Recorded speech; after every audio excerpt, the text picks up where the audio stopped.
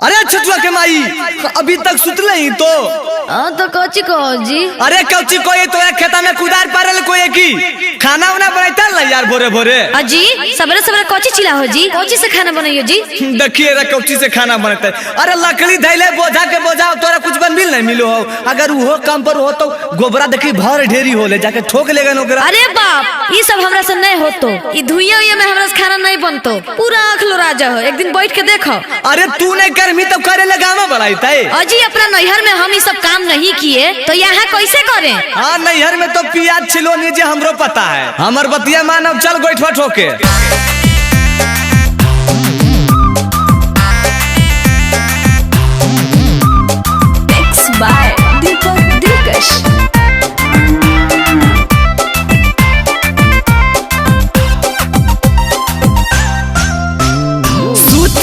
फुर्सत ना हकौगे तोरा लागल है ढेरिया बुझा हम ना थोड़ा। ए जी हमसे ये सब नहीं होगा। केकरा से होगा?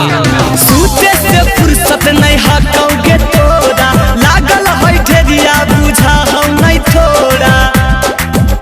तोने देखी ना हाथ माथा डहको है गुठे ठोकबो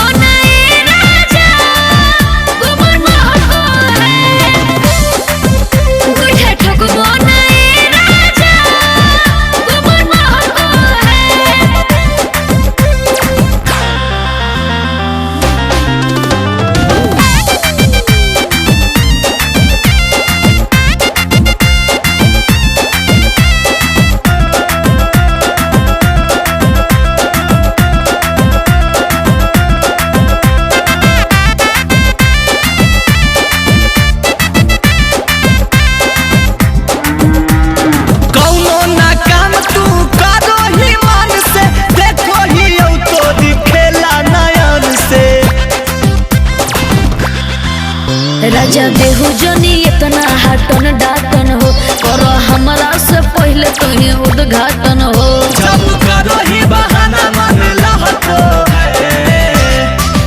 गुठे ठोकबो ना ए राजा गोबर महतो है।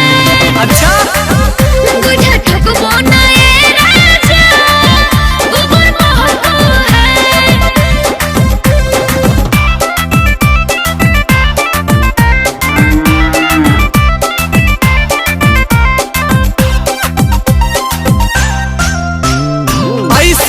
कैसे कटी जिंदगी तो हार के अभियो बदल लेगे रनिया विचार के। हम गए गोबर से एलर्जी होता है हानि हो अमित रमन बिहारी ले हो बात